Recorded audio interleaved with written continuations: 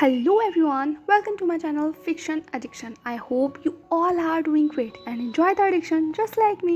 चलिए तो Want to Love Your Cold Heart का नेक्स्ट पार्ट स्टार्ट करते हैं. Let's start. सीहुआ का इंतज़ार करते करते एक लंबा वक्त बीत तो गया था, पर कहते हैं ना हर चीज़ का अंत होता है, तो इस इंतज़ार का भी अंत होने ही वाला था. जुन ने जब अपनी नज़रों को टेबल पर देखा और दौड़ाया तो उसने चकल करते हुए कहा, अरे यार मैंने आज फिर इतनी सारी पी ली. क्योंकि उसके सामने बहुत सारे खाली ग्लास रखे हुए थे. वो अपनी बातों में उलझी ही हुई थी कि अचानक एहसास हुआ जैसे कि कोई उसकी स्कर्ट खींच रहा है. जुन ने एक पल में पीछे मुड़कर देखा तो वहां पर एक बहुत छोटा सा, बहुत क्यूट सा बेबी खड़ा हुआ था. वो बेबी ही तो था. जुन ने उस बेबी को इस महफिल में देखने की उम्मीद नहीं की थी. पार्टी के शोर में जुन को तो ऐसा लग रहा था कि कहीं इस भीड़ में ही न दब जाए. जुन उसके करीब जाकर लगभग उसके लेवल तक बैठ गई. उसने उसके बालों पर हाथ रफल करते हुए कहा, बेबी आप यहाँ क्या कर रहे हो? उस बेबी ने कहा, मम्मा. जुन ने कहा, आप अपनी उम्र से अलग हो गए हो? ये कहते हुए उसने उस बच्चे को अपनी गोदी में उठा लिया. वो बच्चा बहुत क्यूट था, इतना क्यूट कि बस जुन अपने आप को रोक ही नहीं पाई. उसकी उन मोटी मोटी आंखों में इतने सारे आंसू थे. उसकी नोज पिंक हो चुकी थी और लिप्स भी हल्के से सूखे हुए ड्राई थे. जुन को ऐसा लग रहा था जैसे चलती फिरती कोई कपकेक हो. जुन ने उसके आंखों को आंसू पोंछते हुए कहा, बेबी आप रो क्यों रहे हो? उस बच्चे ने कहा, मम्मा. जुन ने कहा, कहाँ है आपकी मम्मा? उस बच्चे ने अपनी उंगली से इशारा करते हुए कहा. तो जुन ने जब वहां अपनी नजरों को घुमाया तो वहां पर कुछ बहुत सारे लोगों का क्राउड था. जुन ने कहा, कैसे लोग हैं, अपने बच्चे तक का ख्याल नहीं रख सकते. ये कहते हुए जुन उस बच्चे के साथ आगे बढ़ने लगी. वो उस बच्चे से बहुत सारी बातें कर रही थी. वो बच्चा भी जुन के बालों से खेल रहा था. दोनों को कंपनी शायद बहुत अच्छी लग रही थी. आज जुन को ऐसा लग रहा था जैसे कि उसका दिन बन गया हो कि बच्चा सच में कितना क्यूट है. उसकी उम्र को देखकर अंदाजा लगाया जाए तो लगभग 2 से 2.5 साल का होगा या शायद 2 साल का ही होगा. जैसे ही जुन वहां पर पहुंची, एक वो बच्चा जुन की गोदी से उतरकर उस दिशा में भागा जहां पर वो इशारा कर रहा था. जुन ने भी अपनी नजरों को घुमाया तो वहां पर एक कपल खड़ा हुआ था जो कि परेशान था. उस कपल की पीठ जुन की तरफ थी तो वो शक्ल नहीं देख पाई. वो बच्चा जाकर तुरंत उस लेडी के गले लग गया. वो लेडी ने भी उस बच्चे को अपनी बाहों में भर लिया और लगभग उसके माथे को, उसकी चिक को चूमते हुए बोली, ओह माय बेबी कहाँ चले गए थे तुम? मैंने तुम्हें कितना ढूंढा. उस लड़की की आंखों में आंसू थे, पर जैसे ही जुन ने यह आवाज सुनी थी वो एकाएक अपनी जगह पर ठिठक कर रह गई. ऐसा लगा जैसे मान लो उसका पूरा शरीर जम गया हो, क्योंकि जिस छोटे से बच्चे ने उस लेडी को मम्मा कहकर बुलाया था वो कोई और नहीं, सीहुआ थी. जैसे ही जुन ने सीहुआ को देखा और सीहुआ ने जुन को देखा, एकाएक मानो दोनों की सांसें रुक गई थी. सीहुआ ने वान के माथे पर किस किया और उससे कहा, बेबी डैड के साथ जाओ. अब जुन लगभग पूरी तरह से कांप गई थी, रिजिड हो गई थी, पत्थर बन गई थी. लैनमैन हुआ ने तुरंत वान को अपनी गोदी में लिया और वहां से चले गए, क्योंकि उन्हें लग रहा था कि इस वक्त दोनों को स्पेस देना बहुत जरूरी है. आज वो दोनों एक दूसरे के सामने इतने सालों के बाद आई थी. जिनको अंदाजा लगाने में बहुत देरी नहीं लगी कि ये एक छोटी सी फैमिली है जिसके फादर शायद लैनमैन हुआ है और हुआन इन दोनों का बेबी है. ये रियलिटी कितनी क्रूअल थी ये उन दोनों के चेहरे को देखकर अंदाजा लगा सकते थे. दोनों का ही चेहरा फक सफेद पड़ चुका था, सांसें जैसे मान लो थम गई हों. जुन तो ऐसा महसूस कर रही थी कि आज उसका दिल वाकई धड़कना बंद कर चुका है, पर वो ये दिखाना नहीं चाहती थी क्योंकि इन कुछ सालों में उसने सीख लिया था कि अपनी इमोशंस को बिल्कुल भी बाहर नहीं आने देना चाहता है. वहीं दूसरी तरफ सीहुआ, उसने एक्सपेक्ट नहीं किया था कि जुन से ऐसे हालत में मुलाकात होगी. दोनों 2 छोर पर खड़ी हुई थी. उन लोगों के बीच की दूरी कदम भर की थी, पर आज ऐसा लग रहा था जैसे कि मीलों का फासला है और ये फासला कभी पूरा नहीं हो पाएगा, क्योंकि आज सही मायने में दोनों अलग हो चुकी थी और यहाँ से वापसी की कोई उम्मीद नहीं है. लगभग जुन ने तो यही मान लिया था. फिर क्या था, जुन ने स्मृत किया. उसके चेहरे पर एक डेविलिश सी डार्क स्माइल आ गई. जुन ने अपने कदमों को आगे बढ़ाया. सीहुआ बस अपने हाथों को मुट्ठी बांधकर रोकने की कोशिश कर रही थी. उसके हाथ इतने ज्यादा सफेद पड़ चुके थे, यह अंदाजा लगाने के लिए काफी था कि वो इस वक्त कितनी ज्यादा डरी हुई है. जुन ने वहीं पर से एक वाइन का ग्लास उठाया, अपने कदमों को आगे बढ़ाया और कुछ ही सेकंड्स में अब वो सीहुआ के आमने सामने आकर खड़ी हो चुकी थी. कुछ पल के लिए दोनों एक दूसरे की आंखों में देखने लगे और देखकर यह अंदाजा लगा रहे थे कि अब वो कितने ज्यादा बदल चुके हैं, कितने डिफरेंट हो चुके हैं. ना ही ये वो सिहुआ है और ना ही ये वो जुन है जो एक दूसरे से लगभग पागलों की तरह प्यार करते थे, जो दो जिस्म अलग थे लेकिन हाँ एक ही रूह थी। पर आज दोनों की रूह बट गई सही मायने में। कुछ पल के लिए जैसे सब कुछ शांत हो गया था, हर चीज शांत थी, सिर्फ ये दो शख्स थे, ये दो दिल थे जो धड़क रहे थे बहुत तेजी के साथ। इस ऑकवर्ड सी खामोशी को जुन ने तोड़ा। उसने उस वाइन के ग्लास को ऊपर किया, उस वाइन के ग्लास से एक सिप लिया और उसके कॉर्नर पर किस करते हुए उस ग्लास को आगे बढ़ा दिया। सिहुआ ने भी उस ग्लास को अपने कांपते हुए हाथों से थाम लिया था। वो जुन की तरफ देख रही थी जिसकी आंखों में कुछ नहीं था, वो आंखें पूरी तरीके से खाली थी। वहीं दूसरी तरफ सिहुआ की आंखों में हल्की सी आंसू की परत थी। अपनी डीप एंड कमांडिंग टोन में जुन ने कहा, सिप एंड किस इट। सिहुआ बस जुन के उस इमोशनलेस, एक्सप्रेशनलेस फेस को देख रही थी जो लगभग स्टोन की तरह लग रहा था। कोई भी रंग नहीं था जिसमें। अपने सूखे हुए गले को लगभग संभालते हुए सिहुआ ने उसी साइड से जिप लिया जहां से जुन ने लिया था और उसी जगह पर किस किया जहां पर जुन ने किया था। जुन बस खामोशी से सिहुआ को देख रही थी। उस ग्लास पर किस वक्त करते वक्त सिहुआ ने अपनी आंखों को बंद कर लिया था। ऐसा लग रहा था जैसे कि वो ग्लास नहीं बल्कि सिहुआ के लिप्स पर कर रही है। वो इमोशन ही काफी थे सिहुआ के अंदर से उन आंसुओं को बाहर निकालने के लिए जो किसके चेहरे पर लगभग बेपरवाह होकर लुढ़क चुके थे। वो आंसू बेशक सिहुआ के गालों पर लुढ़के थे पर असर जुन के दिल में किया था। बिल्कुल तेजाब की तरह जाकर सीधा असर हुआ था। जुन ने हल्का सा स्मृत किया। उसने हल्के से अपने हाथों से सिहुआ के गालों से उस आंसुओं को पोंछा। जैसे ही सिहुआ को एहसास हुआ कि जुन ने उसे छुआ है, उसने एक पल में अपनी आंखों को खोल लिया। वन ब्लिंकिंगली जुन की तरफ देखने लगी। जुन ने उन आंसुओं को पोंछा और धीमे से उन्हें सक कर लिया। सिहुआ का तो जल्दी से मान लो दिल उसके गले में आ गया था। ये बहुत ही इंटिमिडेटिंग जेस्चर था। एक अजीब सा अराउजल उनके अंदर हो रहा था पर फिलहाल दूरी बहुत थी। दोनों के ही लफ्ज खामोश थे पर इमोशंस ओवरफ्लो हो रहे थे। आंखों से ही जैसे मान लो इतने सालों की सारी बातें हो रही हों। देखते ही देखते जुन ने अपने गले में पहने हुए उस मून नेकलेस को उतारा। सिहुआ सब कुछ देख रही थी। अभी भी उसके हाथों की मुट्ठियां बिछी हुई थी। उसके पूरे नकल्स वाइट हो रखे थे। इस नेकलेस को उतारने का मतलब सिहुआ बहुत अच्छे से जानती थी। जुन ने उस मून नेकलेस को उतारा, अपने कदमों को आगे बढ़ाया, उस मून नेकलेस को सिहुआ के उस बेयर नेक में डाल दिया। पीछे से लॉक लगाते हुए वो सिहुआ के बहुत करीब आ गई थी, इतना करीब कि दोनों एक दूसरे की ब्रीथ को महसूस कर सकती थी अपनी अपनी बियर नेक पर। जुन का हल्का सा ही छूना सिहुआ के पूरे बदन के अंदर एक अजीब सी सेंसेशन को दौड़ाने के लिए काफी था।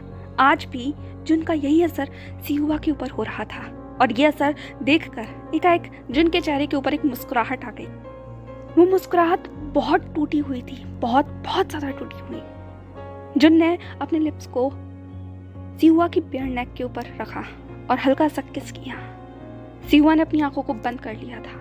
वो सारे इमोशंस को संभाल कर रखना चाहती थी। जुन को अपने इतना करीब महसूस कर आज उसे ऐसा लग रहा था जैसे कि वो एक बार फिर से जी रही हो, पर उसे पता था कि इन कुछ पलों के बाद उसके हिस्से में वो चीज आने वाली है जो उसे ताउम्र मौत का एहसास कराएगी। अपनी स्लोपी किसों को कंटिन्यू करते करते जुन ने सिहुआ की बियर नेक से लेकर उसके ईयर तक का सफर तय किया था। उसके ईयर लोब्स पर भी हल्के से किस करते हुए उसने उसके कानों में बुदबुदाया, my friend, my love, my life, my soulmate, congratulation for being a mother, for being a wife. मैं बहुत खुश हूँ तुम्हारे लिए कि तुम्हें अपना एक लाइफ पार्टनर मिल गया एंड होप करती हूँ कि तुम्हारा फ्यूचर उतना ही ब्राइट हो जितना कि मेरा डार्क है। ये कहते हुए जुन एक झटके में सिहुआ से अलग हो गई।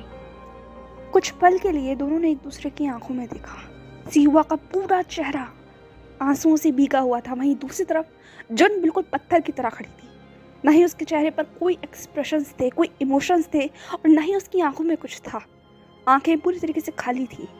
वो आंखें जो हमेशा चमकती रहती थी, जिन आंखों में खुशी रहती थी, जिन आंखों में उम्मीदें थी, सपने थे, वो आंखें आज बिल्कुल ऐसे खाली थी जैसे कोई कोरा कागज़ हो, कोई सफ़ेद रंग हो, वो रंग जो सिर्फ अंधेरा दिखाता है। अगले ही कुछ सेकंड के अंदर जुन हाथ छुड़ाकर वहाँ से जा चुकी थी, पर सिहुआ अभी भी वहाँ पर ऐसे खड़ी थी जैसे मान लो बस वो एक शरीर है, उसके अंदर कुछ नहीं है। सब कुछ ठंडा था उसके लिए। कुछ पल के लिए तो उसे यकीन ही नहीं हुआ कि कुछ हुआ क्या। वो वहाँ बुत की तरह खड़ी हुई थी, पर जैसे ही उसे एहसास हुआ कि जुन ने कदमों को बहुत दूर बढ़ा लिया है, अब दूरी बहुत बढ़ गई है, तब जाकर कहीं उसे होश आया। उसने भागने की कोशिश की, जुन को आवाज़ लगाने की कोशिश की, पर एकाएक जो शांति उन दोनों के आसपास पसरी हुई थी, जो शांति तब तक थी जब तक जुन उसके सामने थी, वो जैसे कहीं काफुर हो गई थी। पूरे हॉल में एक शोर बढ़ गया था, तो इस शोर ने सिहुआ की आवाज़ को जैसे कहीं दबा लिया था। उन दोनों के बीच की दूरी जैसे जैसे बढ़ रही थी, सिहुआ को ऐसा लग रहा था जैसे कि उसकी सांसें ही जहर चुकी हों। मान लो अब तो उसका खड़ा रहना, सांस लेना, देखना तक मुश्किल हो गया था। वो भागकर जुन के पास जितना ज़्यादा जाना चाहती थी, जुन उतना ही दूर आगे बढ़ गई थी। लोगों ने बीच में आकर उनका रास्ता तक रोक लिया था, पर एकाएक सिहुआ को एहसास हुआ कि किसी ने उसका हाथ पकड़ा है। सिहुआ ने जब पीछे मुड़कर देखा तो वहाँ और कोई नहीं बल्कि जिन खड़ी हुई थी। जिन ने सिहुआ को अपने करीब खींचा और लगभग उसकी आंखों में देखते हुए कहा, कहाँ जा रही हो? सिहुआ ने कहा, छोड़ो मेरा हाथ, मुझे जुन के पास जाना है, मुझे उससे बहुत बात करनी है। गलतफहमी हुई है, उसे गलतफहमी हो गई है। जिन ने कहा, उसे कोई गलतफहमी नहीं हुई है, और अगर हो भी गई है तो बहुत अच्छा है। तुम एक कर्ज हो हमारी पूरी फैमिली के ऊपर। अपनी इस बदसूरत सी शक्ल को लेकर यहाँ से चली जाओ। मैं नहीं चाहती कि मेरी बहन के ऊपर तुम्हारा साया दोबारा पड़े।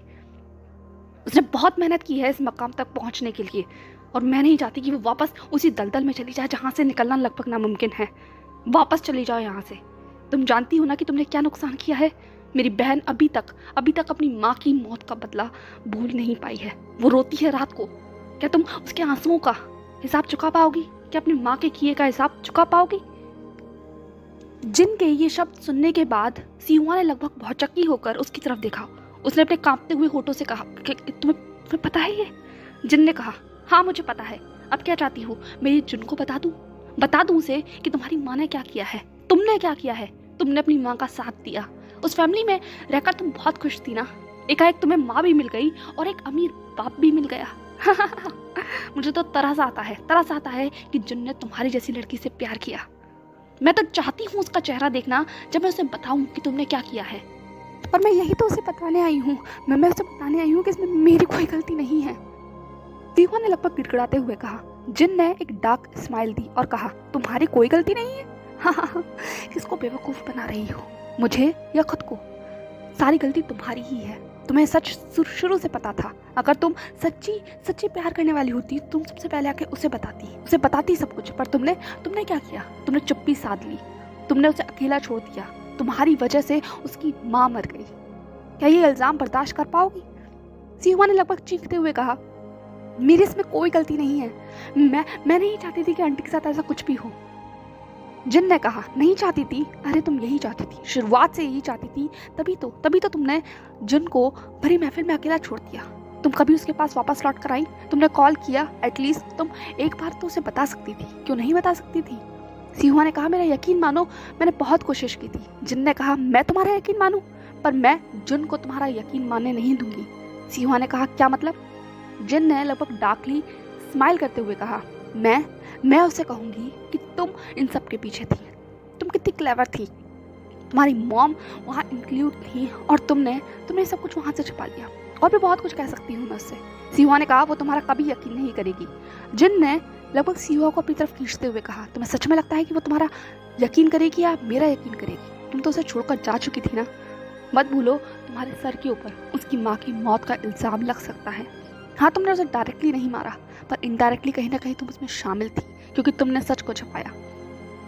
अब सिहुआ डर चुकी थी। वो जुन के लिए क्या महसूस कर रही थी वो कह नहीं सकती थी। वो जुन की आंखों में अपने लिए हर्ट देख सकती थी, पर नफरत नहीं देख सकती थी। वो इल्ज़ाम नहीं देख सकती थी कि उसकी वजह से उसका परिवार टूट गया। अब तो उसके ऊपर हुआन की भी जिम्मेदारी है। वो क्या करे? यही एक गिल्ट था जो सिहुआ की जिंदगी पर सांसों से ज़्यादा भारी हो गया था। इसके तले वो लगभग दब चुकी थी। धीरे धीरे हर रोज़ मर रही थी और इसी चीज़ का फ़ायदा जिन ने उठाया था। उसे पता था कि सिहुआ को कहाँ और कैसे तोड़ना है। उसे पता था कि सिहुआ की किन कमजोरियों का फायदा उठाना है। वो बिल्कुल भी नहीं चाहती थी कि जुन और सिहुआ वापस मिले, बिल्कुल नहीं। बस जिन नफरत करती थी सिहुआ से। चोट सही निशाने पे लग चुकी थी। जिन ने स्मृत करते हुए कहा, क्या चाहती हो, बता दूं? कहो, मैं बताने के लिए तैयार हूं। तुम फेस कर पाओगी उसे?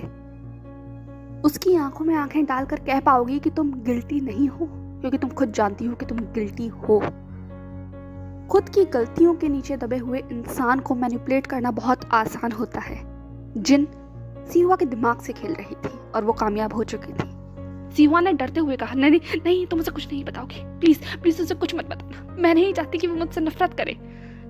जिन ने कहा, ठीक है मैं नहीं बताऊंगी, पर वादा करो कभी लौट कर जिन की जिंदगी में नहीं आओगी, और अगर वापस आई तो याद रखना मैं उसे सब कुछ बता दूंगी, सब कुछ।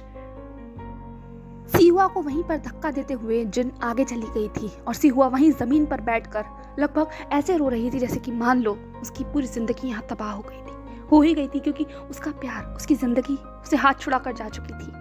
इतना दूर जा चुकी थी कि यहाँ पर पीछे लौटने की कोई भी गुंजाइश नहीं थी। जो रास्ते सिहुआ ने संजो कर रखे थे कि वो वहां पर लौटेगी, वो रास्ते पूरी तरीके से बंद हो चुके थे। आज सिहुआ का सब कुछ लुट गया था, वो बर्बाद हो गई थी, पूरी तरीके से बर्बाद। जल्दी से लैनमैन हुआ ने सिहुआ को अपनी बाहों में लेते हुए कहा, क्या हुआ? सिहुआ ने कहा, वो चली गई, वो मुझे छोड़कर चली गई। लैनमैन हुआ, वो मुझे छोड़कर चली गई। लैनमैन हुआ ने कहा, तुमने उसे बताया क्यों नहीं हमारे बारे में? सिहुआ ने कहा, मैं कैसे बताती, उसने मुझे मौका ही नहीं दिया, मेरे मुंह से कुछ शब्द बाहर ही नहीं निकले। मैं क्या करूं? मैं उसके पास वापस जाना चाहती हूँ, पर नहीं जा सकती मैं। ये कहते हुए सिहुआ लैनमैन हुआ की बाहों में रोने लगी। लैनमैन हुआ ने उसे थाम लिया। आज उनकी आंखों में भी आंसू थे। उन्होंने उसकी पीठ चलाते हुए कहा, सिहुआ, अगर तुम चाहो तो मैं उससे बात कर सकता हूँ। सिहुआ ने तुरंत अपने आप को उनसे अलग किया। उन्होंने कहा, वैन हुआ, तुम मुझसे बात नहीं करोगे? लैनमैन हुआ ने कहा, पर क्यों? वो मेरी बात जरूर सुनेगी, वो मुझे अपने बड़े भाई की तरह देखती है। सिहुआ ने कहा, नहीं, तुम मुझसे बात नहीं करोगे, तुम मुझे कुछ नहीं बताओगे। मैं नहीं चाहती कि वो इस गंदगी को जाने, वो जाने कि उसके बाप ने क्या किया है। मैं नहीं चाहती कि वो ये जाने कि मेरी माँ इन सबसे जुड़ी हुई है। लैनमैन हुआ ने कहा, पर तुम कब तक उससे इस राज को छुपाओगी? सिहुआ ने कहा, जब तक छुपा सकती हूँ। प्लीज मुझसे वादा करो तुम नहीं बताओगे, ना ये बताओगे कि हुआन कौन है। लैनमैन हुआ ने हुआन की तरफ देखते हुए कहा, नहीं बताऊंगा, आज से और अभी से ये मेरा बेटा है, इस पूरी दुनिया के सामने ये मेरा बेटा है। उन्हें ये नहीं पता था कि ये सब कुछ एक और शख्स सुन रहा था, और वो कोई और नहीं, जियांग फेंगमियान थे। जियांग फेंगमियान ने ये सुना और वो वहाँ से चले गए। अब थोड़ा सा पास्ट जानते हैं कि आखिरकार लैनमैन हुआ ऐसा क्यों कह रहे हैं कि हुआन आज से उनका बेटा है। क्या वो दोनों कपल नहीं है? क्या हुआन उनका बेटा नहीं है? तो थोड़ा सा पास्ट देखते हैं। दरअसल जब सिहुआ फॉरेन गई थी अपनी स्टडी को कंप्लीट करने के लिए, तो लैनमैन हुआ और वो दोनों अलग हो गए थे। लैनमैन हुआ स्टेट्स चले गए थे और सिहुआ यूरोप चली गई थी, यूरोप में अपनी मॉम के पास। वहाँ पर रहकर उसने वहाँ की सिटीजनशिप ले ली थी। वक्त ऐसे ही गुजर रहा था, 1 साल हो गए थे। उसके पास स्टूडेंट वीज़ा था स्टेट्स का, लेकिन इन 1 सालों में उसे पता चल गया था कि चीज़ें मुश्किल होने वाली हैं, क्योंकि उसकी मॉम की तबीयत और ज़्यादा ख़राब हो गई थी। उसकी मॉम प्रेग्नेंट थी और उन्होंने उनके फादर से डिवोर्स ले लिया था, क्योंकि जैसे ही लिन को ये पता चला था कि क्या हुआ है, आखिर मसला क्या है, उनके हस्बैंड ने चीट किया है, उनकी ऑलरेडी एक फैमिली थी और उन्होंने एक फैमिली को तबाह किया है, तो ये चीज़ उनके लिए बहुत बहुत ज़्यादा बड़ी थी। उन्होंने तुरंत उस इंसान को डाइवोर्स दिया, और जैसे ही वो उनसे अलग हुई तब जाकर उन्हें पता चला कि वो प्रेग्नेंट है, और उनकी प्रेगनेंसी के कारण उनकी तबीयत और ज़्यादा बिगड़ गई। वो चाहती तो इस बच्चे को अबॉर्ट कर सकती थी। जिनने सिहुआ ने बहुत कोशिश की उन्हें मनाने की, पर लिन ने साफ मना कर दिया। लिन ने कहा कि वो इस बच्चे को जन्म देंगी। सिहुआ ने कहा, पर मॉम, अगर आप इस बच्चे को जन्म देंगी तो आपकी बची कुछ उम्मीदें भी खत्म हो जाएंगी।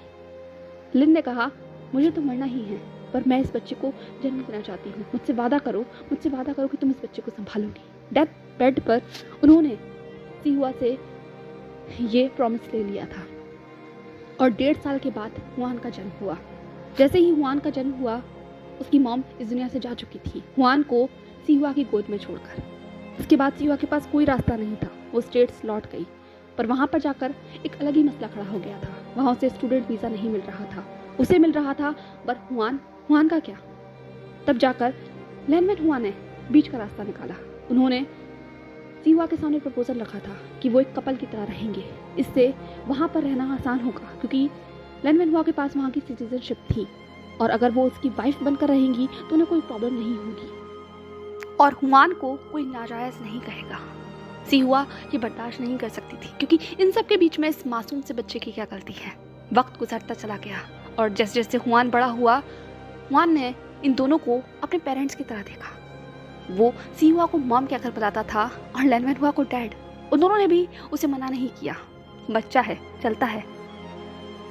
सीहुआ ने जुन से कोई कांटेक्ट नहीं किया था, पर फिर भी उसने यही उम्मीद रखी थी कि जब वो वापस लौटेगी तो जुन को ज़रूर मनाएगी। उसे पता था जुन कभी आगे नहीं बढ़ेगी, वो कभी नहीं बढ़ेगी। वो सब कुछ कर सकती है, नफरत कर सकती है, पर उसका हाथ छुड़ाकर कभी आगे नहीं बढ़ेगी। इसी उम्मीद में जब उसे रीयूनियन का वो कॉल आया था, तो सीहुआ ने फैसला कर लिया था कि वो अपनी हाई स्टडी कंप्लीट कर सब कुछ कंप्लीट कर वापस चाइना लौट जाएगी।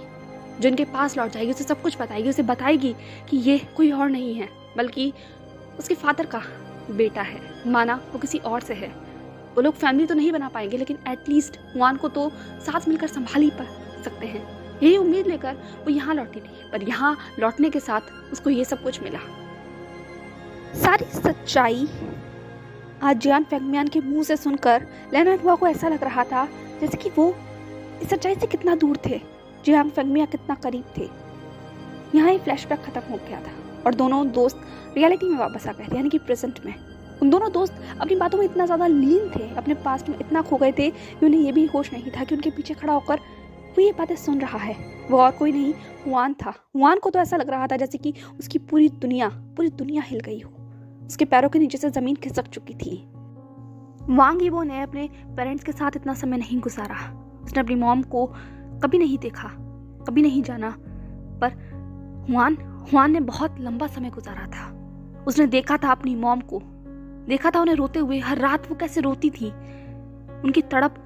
वो बच्चा था, नहीं जानता था, पर आज उसे एहसास हो रहा था कि उसने अपनी मॉम से क्या छीन लिया। उनके सारे आंसुओं का कोई जिम्मेदार है तो वो है। अपने पेरेंट्स की ऐसी लाइफ के लिए कहीं ना कहीं वो जिम्मेदार है। आज हुआन को ऐसा लग रहा था जैसे कि उसका सांस लेना किसी और की जिंदगी के बदौलत है। वो पूरी तरीके से टूट चुका था। उसके कदम उसे कहाँ ले गए उसे खुद भी नहीं पता था। वहीं दूसरी तरफ वांग यीबो लगभग हैरान परेशान सा होकर वहां पहुंच चुका था। वो पार्टी में जान को हर जगह देख रहा था, पर जान उसे कहीं नहीं मिल रहा था। उसने सबसे पूछा, उसने यांग से पूछा, उसने पास जाकर जियांग से और हाउशुआन से भी पूछा। अब पूरी पार्टी में एक हलचल सी मच गई थी। वो दौड़ता भागता हुआ अपने पेरेंट्स के पास पहुंचा, यानी कि लैनवेन हुआ के पास। लैनवेन हुआ इस वक्त जियान फेंगमियान से बातें कर रहे थे। जब उन्होंने इस तरीके से वांग यीबो को आते हुए देखा, उन्होंने कहा, क्या हुआ? वांग यीबो ने उनको कोई जवाब नहीं दिया, पर जियांग फेंगमियान की तरफ देखते हुए कहा, क्या आपने जान को देखा है? जियांग फेंगमियान एकदम से शॉक हो गए। उन्होंने कहा, नहीं, मैंने जान को नहीं देखा। पीछे से चैंग आ गया था। चैंग ने कहा, क्या हुआ, कहाँ है जान? वांग यीबो ने कहा, मुझे नहीं पता, पर मैं उसको पूरी पार्टी में नहीं ढूंढ पा रहा हूँ। उसका फोन भी नहीं लग रहा है, वो कॉल नहीं पिक कर रहा है। चैंग ने लगभग चिल्लाते हुए कहा, वांग यीबो, मेरे भाई तक का ख्याल नहीं रख सकते? क्या करोगे तुम? चैंग के कंधों पर हाथ रखते हुए जियांग फेंगमियान ने कहा, शांत हो जाओ, इस वक्त प्रायोरिटी हमारा जान है, उसे ढूंढना जरूरी है। डॉक्टर जोई ने कहा, बहुत ज्यादा जरूरी है। ये कहते हुए वो इस वक्त दाम्या को घूर रही थी। दाम्या की भी सांसें लगभग पूरी तरीके से चढ़ चुकी थी। उसे ऐसा लग रहा था जैसे कि उसका दिल उसके गले में धड़क रहा है। क्या उससे इतनी बड़ी गलती हो गई? पर वो तो भला ही चाहती थी ना। अब सब लोग डेस्परेट होकर जान को ढूंढ रहे थे। पार्टी के माहौल को खराब किए बगैर, मीडिया की नजरों में आए बगैर इस वक्त पूरी सिक्योरिटी हाई अलर्ट पर थी। कुछ ही देर के अंदर सीसीटीवी फुटेज सामने आ चुकी थी। यीबो ने लगभग छीनते हुए टैब में देखा, और जो देखा उसके बाद सभी का खून खौल गया। जियांग ने लगभग चिल्लाते हुए कहा, ब्लडी रास्कल, ये इंसान कभी नहीं सुधर सकता। हाउशुआन ने कहा, कौन है ये? जियांग ने कहा, इस इंसान को जहां से दूर करना पड़ेगा। हमें जल्दी से जल्दी जहान के पास पहुंचना होगा, वरना सब कुछ हाथ से निकल जाएगा। कहते हुए जियांग लगभग भागने लगा। यीबो भी उसके पीछे भाग रहा था। समझ गया था कि मामला बहुत गंभीर है, और ये शख्स तो वैन चाओ है ना। जानता है यीबो उसे। वैन एम्पायर को लोग जाने लग गए हैं, क्योंकि वापस उसने प्रोग्रेस करना शुरू कर दिया है, और हाल ही में वैन चाओ यहाँ का न्यू CEO अपॉइंट हुआ है। अब यहाँ से ईबो का पॉइंट ऑफ व्यू देखते हैं, यानी कि ये जो लफ्ज़ होंगे वो ईबो के होंगे। ईबो क्या कह रहा है वो सुनते हैं। मुझे नहीं पता था कि मेरी सांसें ज़्यादा भारी थीं या मेरी धड़कनें। मैं बस भाग रहा था अपनी ज़िंदगी के लिए, अपनी जान के लिए। हम लोग सब भागकर वॉशरूम के किनारे पहुंच चुके थे। मेरा पूरा जान इस वक्त शांत था, नम था, फ्रोज़न था। मैं बस इस दरवाजे को तोड़कर उस पार जाना चाहता था जहां मेरी ज़िंदगी पता नहीं किस हालात में होगी। मुझे नहीं पता कि दरवाज़ा कैसे टूटा, किसने तोड़ा। मैंने, जियांग चैन ने, जियांग ने, हाओ शुआन ने या हमारे बॉडीगार्ड्स ने, पर दरवाज़ा टूट चुका था। सामने का नज़ारा मेरी ज़िंदगी को, मेरी दुनिया को दहलाने के लिए काफ़ी था। ऐसा लग रहा था जैसे मेरे दिल के बहुत बहुत छोटे छोटे टुकड़े हो चुके हैं। मेरी आंखों से आंसू बाहर नहीं आ रहे थे। पूरा जिस्म एक पल में ठंडा हो गया था। सांसें रुक गई थी, गला सूख गया था। सामने का नज़ारा बहुत बहुत दर्दनाक था, पर मेरी आंखों से आंसू बाहर नहीं आ रहे थे। मैं बदहवास सा आगे बढ़ रहा था। जियांग चैन ने ज़ोर से खींच के उस शख्स को जान से अलग किया और उसे मारने लगा, पीटने लगा, पर मेरा होश नहीं था। मैं लगभग बेहोशी में ही बदहवास सा जान के करीब पहुंचा, अपनी ज़िंदगी के करीब पहुंचा। मैंने खींचकर जान को अपनी बाहों में लिया। इस वक्त मुझे नहीं पता कि मेरे जिस्म में क्या था, रूह थी या नहीं, पर मेरा जहान बहुत बेचैन था। वो अपने हाथ पैर फेंक रहा था, वो मुझे तक नहीं पहचान रहा था। पूरा वॉशरूम खून से भीगा हुआ था, जगह जगह पर खून की छींटें थीं। जहान के कपड़े भी अस्त व्यस्त थे, उसके शरीर पर खुनचों के निशान थे। वो कांप रहा था, चीख रहा था, चिल्ला रहा था। पूरा चेहरा पसीने से भीगा हुआ था। उसकी चीख मेरे दिल को कसोट रही थी। मैं क्या कर रहा था मुझे नहीं पता। मैं बस जान के कंधों को हिलाकर उसे होश में लाने की कोशिश कर रहा था। मैंने उस चेहरे को अपने हाथों में लेते हुए कहा, माय बनी, माय बेबी, मेरी तरफ देखो, गागा को देखो, गागा है यहाँ। तुम्हें डरने की ज़रूरत नहीं है। मुझे खुद नहीं पता था कि मैं क्या बोल रहा हूँ, क्या कह रहा हूँ।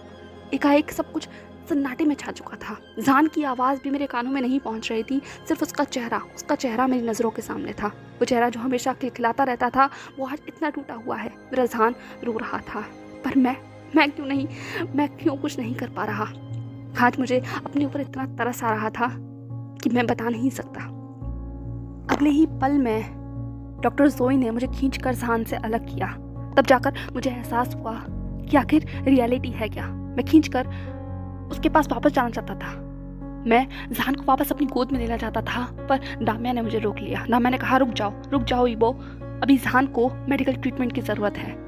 मैंने देखा कैसे डॉक्टर जोई ने जान को वो इंजेक्शन इंजेक्ट किया था। वो इंजेक्ट करते वक्त भी जान के चेहरे के ऊपर कोई भी एक्सप्रेशन नहीं था। वो सिर्फ चिल्ला रहा था। उसकी चीखें अब जाकर मेरे कानों में गई थी। पता नहीं, शायद जान ने मुझे पहचान लिया था या नहीं पहचाना था, पर उसने मेरी तरफ हाथ किए। उसके उन हाथों को देखकर बस सब कुछ छोड़कर मैं बस जान के पास गया। मैंने उसे अपनी बाहों में लिया और उसे ऐसे छुपा लिया जैसे इस पूरी दुनिया के आगे सिर्फ वही एक शख्स है, और उस शख्स के लिए मैं हूँ। मैं उसको पूरी तरीके से अपने अंदर छिपा लेना चाहता था। इस दुनिया के हर एक उस इंसान से जो उसे तकलीफ पहुंचाना चाहता है। मैंने उसकी पीठ पर लगभग मालिश करते हुए कहा, जान बेबी, मैं हूँ, गागा यहाँ है। कितना वक्त गुजरा मुझे नहीं पता। हम दोनों एक दूसरे की बाहों में थे। जान धीरे धीरे नम हो रहा था। मैंने देखा वो कैसे शांत हो रहा था। मैंने सुना डॉक्टर जोई जियांग और बाकी फैमिली मेंबर्स को बता रही थी कि जान को सीवियर अटैक आया है और ये पैनिक अटैक बहुत हाई है। जान को संभलने के लिए हॉस्पिटल ले जाना पड़ेगा। अगले 20 मिनट के अंदर एम्बुलेंस भी आ गई थी।